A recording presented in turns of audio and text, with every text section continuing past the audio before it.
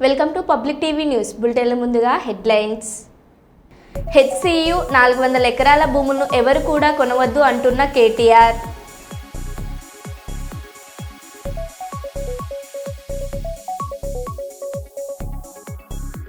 చట్ట వ్యతిరేక కార్యకలాపాలకు పాల్పడితే కఠిన చర్యలు తప్పవు, పెద్దపల్లి డీసీపీ కరుణాకర్.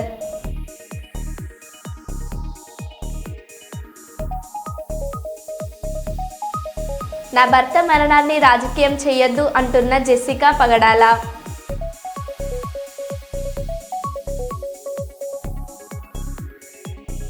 కాంగ్రెస్ పార్టీకి ఓటు వేసినందుకు విచారణ వ్యక్తం చేస్తున్నాను, హెచ్సియు విద్యార్థిని.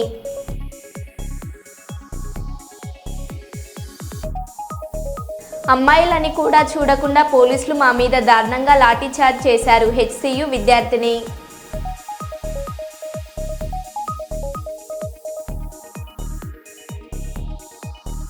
ఏపీ రాష్ట్రాన్ని అభివృద్ధిలో ఏపీ సీఎం పరుగులు పెట్టిస్తున్నారు, పాణ్యం ఎమ్మెల్యే గౌరు చరితారెడ్డి.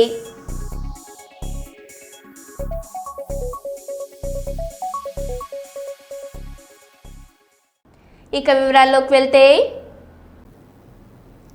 దుగ్గొండి మండల కేంద్రంలో మండల కాంగ్రెస్ పార్టీ అధ్యక్షులు ఎర్రల్ల బాబు అధ్యక్షతన ఏర్పాటు చేసిన జై బాపు జై భీమ్ జై సంవిధాన్ అభియాన్ రాజ్యాంగ పరిరక్షణ సమావేశ పాదయాత్రలో ముఖ్య అతిథిగా పాల్గొన్న వరంగల్ జిల్లా కాంగ్రెస్ పార్టీ అధ్యక్షురాలు ఎర్రబెల్లి స్వర్ణ మరియు నర్సంపేట నియోజకవర్గ రాజ్యాంగ పరిరక్షణ కోఆర్డినేటర్ కూచెన రవిరెడ్డి మరియు వరంగల్ జిల్లా కాంగ్రెస్ పార్టీ మహిళా అధ్యక్షురాలు కర్నాటి పార్వతమ్మ మరియు నర్సంపేట బ్లాక్ కాంగ్రెస్ అధ్యక్షులు తోకాల శ్రీనివాస్ రెడ్డి మరియు దుగ్గొండి మండల రాజ్యాంగ పరిరక్షణ కోఆర్డినేటర్ రాజు ఈ సమావేశంలో ముఖ్య అతిథులుగా పాల్గొని ఎర్రబెల్లి స్వర్ణ మరియు కూచెన రవలి రెడ్డి మాట్లాడారు. ఎంపీటీసీలు కానీ సర్పంచులు జెడ్పీటీసీలు అందరికీ కూడా నా కాంగ్రెస్ కుటుంబ సభ్యులందరికీ కూడా నమస్కారాలు, సోదరి మనందరికీ కూడా నా నమస్కారం. కాలాతీతమైంది, చాలాసేపు అయింది నేను తీసుకొని రావడం జరిగింది. అయినా కూడా మనం ప్రతి ఇంటింటికి కూడా ఈ జై బాపు కార్యక్రమాన్ని తీసుకుపోవాల్సిన బాధ్యత మనందరిపైన ఉంది. నిన్న మొన్న కూడా ఈ కార్యక్రమాలు చేయడం జరిగింది. దీని గురించి విపులంగా కూడా ఇప్పటివరకు ఇక్కడ మాట్లాడిన వాళ్ళు మీకు చెప్పే ఉంటారు. జై బాపు అనేది మనకు స్వరాజ్యం తీసుకొచ్చిన గాంధీ గారి గురించి, గొప్పతనం గురించి చెప్పాల్సిన బాధ్యత మన పైన. ఈ సంస్కృతి పోవాలి, నిజంగా నిజాలు వెలుగులోకి రావాలంటే మనము వీళ్ళ గొప్పతనాన్ని చెప్పుకుంటూ, ఈరోజు రాజ్యాంగం యొక్క గొప్పదనాన్ని చెప్పుకుంటూ రేపు వచ్చే భావితరాలకు ఇది మా దేశ గొప్పదనం అని చెప్పుకోవాల్సిన అవసరం ఉంటుందని ఈ సందర్భంగా మీరు ఇక్కడికి వచ్చిన ప్రతి ఒక్కరు కూడా దీనిలో భాగస్వాములు కావాలి. ప్రతి ఒక్కరు కూడా ఆ రోజు స్వతంత్ర ఉద్యమంలో పాల్గొనలేకపోయినామని బాధపడాల్సిన అవసరం లేదు. ఈరోజు ఇది మరొక స్వతంత్ర పోరాటము.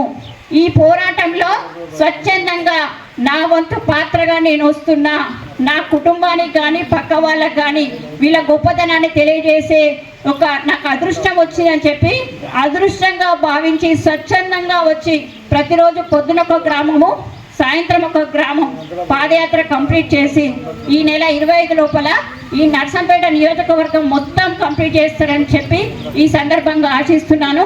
ఇక్కడికి విచ్చేసిన మీ అందరికీ పేరు పేరున ధన్యవాదాలు. ఈ కార్యక్రమం తీసుకుపోవాల్సిన బాధ్యత ఉంది. అలాగే జై భీమ్, మన రాజ్యాంగం చాలా గొప్పది. నిజంగా కూడా ఈ రాజ్యాంగాన్ని మనం బైబుల్, ఖురాన్ అలాగే భగవద్గీతతో సమానంగా చూస్తాం. ఎందుకనంటే ఈ దేశంలో ఉన్న ఈ రాజ్యాంగం చూసి అన్ని దేశాలు కూడా మన దేశాన్ని వైపు చూసి పోగొడతాయి. కాబట్టి ఈ దేశంలో ఉన్న ఈ గొప్పతనాన్ని విచ్ఛిన్నం చేయడానికి కొన్ని పార్టీలు కూడా చూస్తున్నాయి. మన పార్లమెంట్లో కూడా అమిత్ షా మాట్లాడింది మీరంతా వినుండొచ్చు. జై శ్రీరామ్ అంటే ముక్తి కలుగుతుంది, జై భీమ్ అంటే ఏమొస్తుంది అని గుండెల్లో ధైర్యం వస్తుంది, లేనివాడి పేదవాడికి అండగా ఉంటుంది. ఈ రాజ్యాంగంలో లేని వాళ్ళందరినీ కూడా చేర్చి అన్ని కులాలను మతాలను అన్నిటినీ కూడా చేర్చి అందరికీ లబ్ధి చేకూరేట్టు చేసింది ఈ రాజ్యాంగం. ఈ రాజ్యాంగాన్ని మనం గౌరవించాలా వద్దా? పేదవాడి కోసం హరిజన గిరిజన బడుగు బలహీన వర్గాలందరినీ గురించి ఎవరైనా చులకనగా మాట్లాడితే మనం చూస్తూ కూర్చుంటే మనం అసమర్థులం అవుతామా కామా? కాబట్టి దీన్ని ఇంటింటికి తీసుకుపోవాల్సింది బాధ్యత మనందరిపైన ఉంది. దీని గొప్పతనం చెప్పాల్సిన బాధ్యత ఉంది. ఇవాళ రాహుల్ గాంధీ గారు కూడా పాదయాత్ర ద్వారా మనకు ఒకటే జాతీయ జెండా పట్టుకొని ఒకటే చెప్పినారు, ఈ దేశం సమైక్యంగా ఉండాలి, ఈ దేశంలో ఉన్న ప్రజలంతా కూడా సంతోషంగా ఉండాలి, అందుకోసమే మనమంతా ఏకంగా ఉండాలి, అందరూ కూడా చేయి కలిపి నడిస్తే ఈ దేశం అంతా కూడా సుభిక్షంగా సంతోషంగా ఉంటుందని వారు చెప్పడం జరిగింది. మరి వాళ్ళ విభజించి పాలించు అనేది వాళ్ళది, కలిసి ఐకమత్యంగా నడుస్తాం అనేది మనది. మరి చిచ్చు పెట్టేవాడితో నడుస్తామా, అందరం కలిసి ఉండి సుఖ సంతోషాలతో ఉండే మనతో కలిసి నడుస్తాము, మనం అందరం కలిసి నడుస్తాము అనేది నిర్ణయించుకొని అందరితో ఇంటింటికి కూడా వెళ్ళి. హైదరాబాద్లో కుండపోత వర్షం ఒక్కసారిగా రోడ్లన్నీ జలమయమయ్యాయి.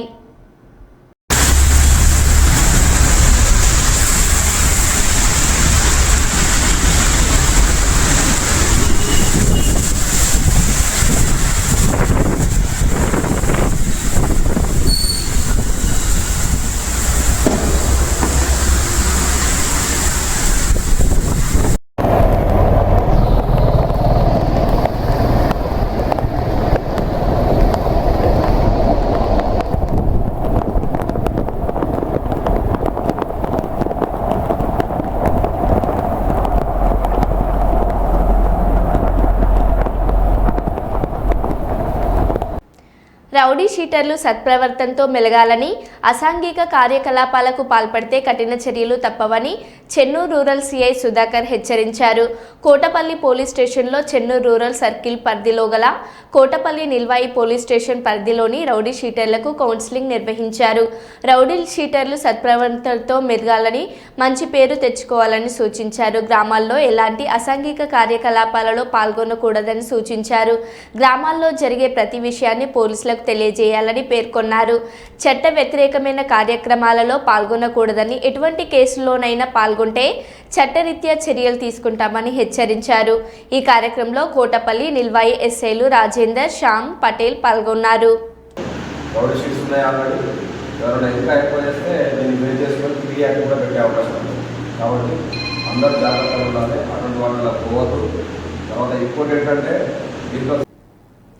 ములుగు జిల్లా మంగపేట మండలం కమలాపురం గ్రామంలో రేషన్ షాపులో రాష్ట్ర ప్రభుత్వం ప్రతిష్టాత్మకంగా అమలు చేస్తున్న సన్నబియ్యం పంపిణీ కార్యక్రమంలో పాల్గొని పేదలకు సన్నబియ్యం పంపిణీ చేసిన మంత్రి సీతక్క.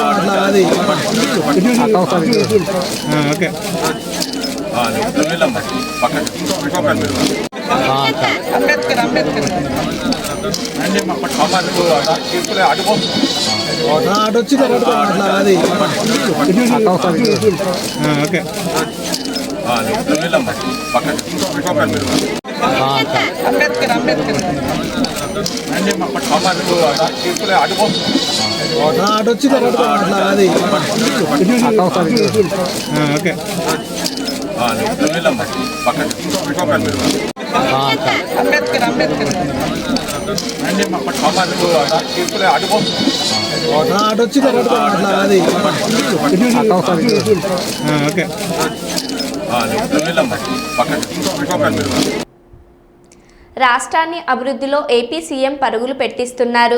P4 కార్యక్రమంతో పేదరికం లేని సమాజ స్థాపన, పేదరిక నిర్మూలనే ప్రభుత్వ లక్ష్యం. పాణ్యం నియోజకవర్గంలోని ప్రజా సమస్యలను పరిష్కరిస్తూ నియోజకవర్గాన్ని అభివృద్ధి పంతంలో తీసుకెళ్తాను.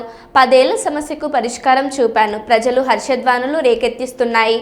పాణ్యం ఎమ్మెల్యే గౌరు చరితారెడ్డి. ఆంధ్రప్రదేశ్ రాష్ట్రాన్ని ముఖ్యమంత్రి నారా చంద్రబాబు నాయుడు అభివృద్ధిలో పరుగులు పెట్టిస్తున్నారని, P4 కార్యక్రమంతో పేదరికం లేని సమాజ స్థాపన కొరకు సీఎం చంద్రబాబు శ్రీకారం చుట్టారని, పాణ్యం నియోజకవర్గాన్ని అభివృద్ధి వైపు తీసుకెళ్లేందుకు శక్తి వంచన లేకుండా కృషి చేస్తున్నానని, పేదరిక నిర్మూలనే ప్రభుత్వ లక్ష్యంగా పనిచేస్తున్నానని, ఓవైపు ప్రజా సమస్యలను పరిష్కరిస్తూ అభివృద్ధి కార్యక్రమాలు చేపడుతున్నానని పాణ్యం శాసనసభ్యురాలు గౌరు చరితారెడ్డి మీడియాతో వెల్లడించారు.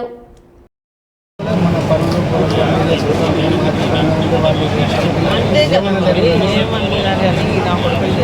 పోకుంటామా ఏం వదిలేదే లేదు. Thanks sir. ఓకే నారు కాలనీ తరఫున మనం ఇక్కడ ఉన్నటువంటి దాదాపు అక్టోబర్ నుండి గత ప్రభుత్వంలో కూడా ఎమ్మెల్యేకి ఇచ్చాము. ఇప్పుడు కూడా కమిషనర్కి ఎమ్మెల్యే గారికి అందరినీ రిక్వెస్ట్ చేసి అనేక పోరాటాలు చేసి చాలా కాలం వంటి ఇబ్బంది పడుతున్నటువంటి ఆదిత్యనగర్ కల్వర్ట్ అయితేనేమి, డ్రైన్స్ అయితేనేమి, ఇవన్నీ పూర్తి చేయడానికి ఈ కూటమి ప్రభుత్వం పూనుకున్నందుకు అధికారులకి, ఎమ్మెల్యే గారికి, సిపిఎం పార్టీకి అనేక పోరాటాలు చేసినటువంటి సిపిఎం పార్టీకి అందరికీ ఆదిత్యనగర్ కాలనీ తరఫున ధన్యవాదాలు తెలియజేస్తున్నాం. భాస్కర్ రెడ్డి. కార్యక్రమాలు చేపట్టడం జరుగుతూ ఉంది. ఎన్నికల్లో ఏవైతే హామీలు ఇచ్చామో ఆ హామీలు నెరవేరుస్తూ అలాగే అభివృద్ధి వైపు కూడా పరుగులు తీస్తూ ఉంది. కేంద్ర ప్రభుత్వ సహకారంతో ఎన్నో కార్యక్రమాలు చేయడం జరుగుతూ ఉంది. ఇప్పుడు కూడా మేము మా పాణ్యం నియోజకవర్గానికి సంబంధించి ఎన్నో కార్యక్రమాలు గత 10 ఏళ్లలో ఒక్కగానొక్క కానీ పట్టించుకోకుండా నయా పైసా నిధులు కూడా విడుదల చేయకుండా ఎంతసేపు ఉన్నా తాము బాగుపడాలి, తమ కార్యకర్తలు బాగుపడాలి అన్న కాన్సెప్ట్తోనే గత పాలకులు పరిపాలించడం జరిగింది. మేము అలా కాకుండా ఎక్కడైతే ఈరోజు మేము 1,20,00,000తో 2 చోట్ల సీసీ కల్వర్ట్లు అయితేనేమి సీసీ డ్రైనేజ్లకు ఓపెనింగ్ చేసుకోవడం జరిగింది. ముఖ్యంగా అసలు గత ప్రభుత్వంలో ఉన్న ఈరోజు ఏవైతే ఓపెనింగ్ చేశామో గత ప్రభుత్వంలో అసలు కాలువలు వాడి ఆ చెడు వాసనను భరించలేక ఎంతోమంది రోగాల బారిన పడి ఎంతో ఇబ్బందులకు గురి కావడం జరిగింది. కాబట్టి ఈరోజు వాళ్ళందరికీ ఎలాంటి ఇబ్బంది లేకుండా ఆదిత్యనగర్లో ఈరోజు 84 లక్షలతో ఈరోజు డ్రైన్స్ ఏర్పాటు చేస్తూ ఉన్నాము. అలాగే దక్కన్ బిర్యానీ ఏరియాలో కూడా చాలా ఇబ్బందికరంగా ఉండేది. అక్కడ కూడా 46 లక్షలతో అక్కడ కూడా మేము డ్రైన్స్, సీసీ కల్వర్ట్లు ఏర్పాటు చేయడం జరుగుతూ ఉంది. కాబట్టి ఏదైతే ప్రజల సమస్యలు ఉన్నాయో ప్రజలకు ఇబ్బంది లేకుండా ఎప్పుడూ అందుబాటులో ఉంటూ సమస్యల పరిష్కారం కోసం మా వంతు మేము కృషి చేస్తూ ఉన్నాం. అంతేకాకుండా ఈ ప్రభుత్వం వచ్చిన తర్వాత ఎన్నో కార్యక్రమాలు చేపడుతూ ఉంది. ఇప్పుడు నెక్స్ట్ ఈ మే నెలలోనే రైతులకు అండగా ఉండేందుకు రైతులు ఏదైతే హామీ ఇచ్చామో అన్నదాత పథకం కింద కూడా 20,000 రూపాయలు కేంద్ర ప్రభుత్వ సహకారంతో అందించడం జరుగుతుంది. అలాగే ఎన్నికల హామీలో తల్లికి వందనం అని మీ పిల్లల భవిష్యత్తు బాగుండాలి, పిల్లలను బడికి పంపిస్తే వాళ్ళ జీవితం బాగుపడుతుంది. కాబట్టి తల్లికి భారం కాకుండా ఏ తల్లి అయితే తమ ఎంతమంది పిల్లలు ఉండి అంతమంది పిల్లలను బడికి పంపిస్తే సంవత్సరానికి 15,000 దాకా ఇప్పుడు ఈ సంవత్సరంలోనే జూన్ నెలలోనే అది కూడా ప్రారంభం చేయబోతూ ఉన్నాం. అంతేకాకుండా దీపం పథకం కింద కూడా గతంలో మహిళలు కట్టెల పొయ్యి మీద వంట చేసి ఆ పొగంతా కళ్ళు లేకపోయి గొంతు లేకపోయి అనారోగ్య పాలయ్యి వాళ్ళ ఊపిరితిత్తులు పాడవుతున్నాయన్న ఉద్దేశంతోనే గతంలో దీపం పథకం తీసుకొని వచ్చి ప్రతి ఒక్కరికి గ్యాస్ పొయ్యిలు అందించిన ఘనత టీడీపీ ప్రభుత్వాన్ని, నారా చంద్రబాబు నాయుడు గారు. మళ్ళీ ఇప్పుడు కూడా అదే ఎన్నికల్లో హామీ ఇచ్చాం. అధికారంలోకి వస్తే తప్పకుండా ప్రతి ఒక్క కుటుంబానికి సంవత్సరానికి 3 సిలిండర్లు ఉచితంగా ఇవ్వడం జరుగుతుందని ఇచ్చిన హామీ మేరకే అది కూడా అమల్లోకి రావడం జరిగింది. కాబట్టి ప్రతి ఒక్కటి రాష్ట్రాన్ని కూడా గతంలో గుంతలమయం రాష్ట్రంగా ఉండేది. ఎక్కడ చూడు గుంతలే, ఒక్క రోడ్డు పిరికెడి ఇసుక వేసి రోడ్లు చేసిన పాపాన పోలేదు వాళ్ళు. కాబట్టి గత 5 ఏళ్లలో నరకం అనుభవించిన రాష్ట్ర ప్రజలు ఈ ప్రభుత్వం అధికారంలోకి వచ్చిన తర్వాత గుంతల రహిత రాష్ట్రంగా తీర్చిదిద్దాలన్న ఉద్దేశంతోనే రాష్ట్ర వ్యాప్తంగా రోడ్లు కానీ, పిఆర్ రోడ్లు కానీ, ఆర్ఎన్బి రోడ్లు కానీ చేయడం జరుగుతూ ఉంది.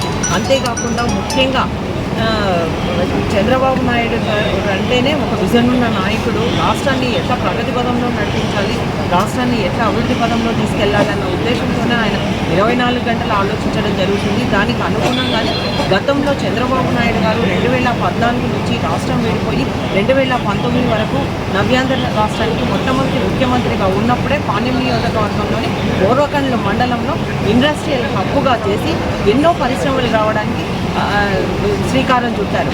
అంటే సోలార్ పవర్ పార్క్ అయితేనేమి, అలాగే జయరాజ్ ఇస్పాత్ ఉక్కు పరిశ్రమ అయితేనేమి, అలాగే ఎయిర్పోర్ట్ అయితేనేమి, ప్రతి ఒక్కటి ఆయన హయాంలో వచ్చినది.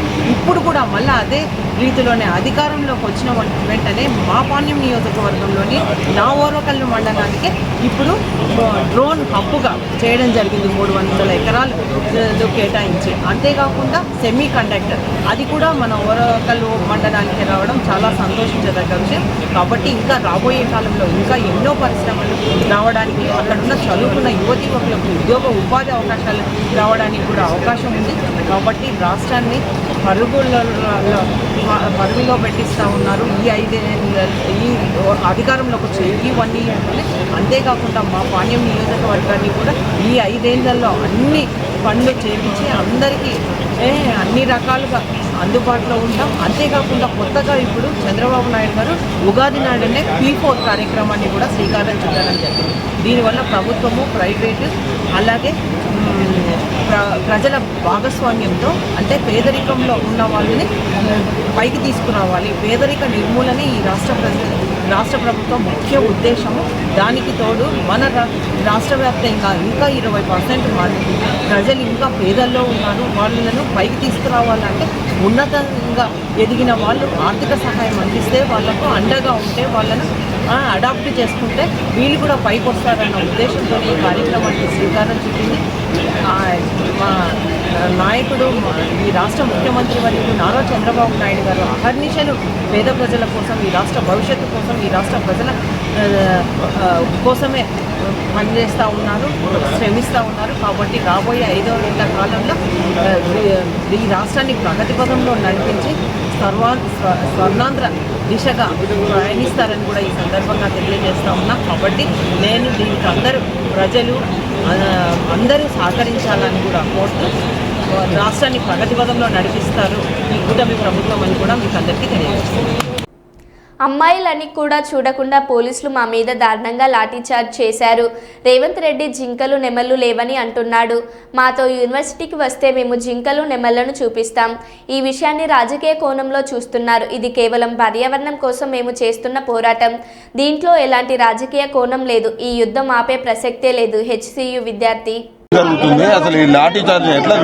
అసలు మేము చాలా ప్రశాంతంగా మా స్టూడెంట్స్ యూనియన్ అందరం మార్చ్ చేసుకోవడానికి పోయాం. మేము స్టూడెంట్స్ క్యాంటీన్ దగ్గర స్టార్ట్ అయ్యి ఈస్ట్ క్యాంపస్ వరకు మార్చ్ చేసుకుంటూ పోయాం.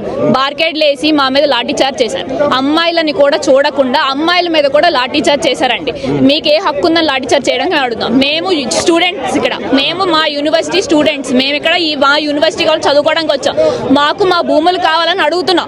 దాని మీద కూడా మేమేదో దొంగల్లాగా ఏదో క్రైమ్స్ చేసిన మా మీద లాఠీ చార్జ్ చేసేంత హక్కు మీకు ఎవరు ఇచ్చారని ఈరోజు అడుగుతున్నాం.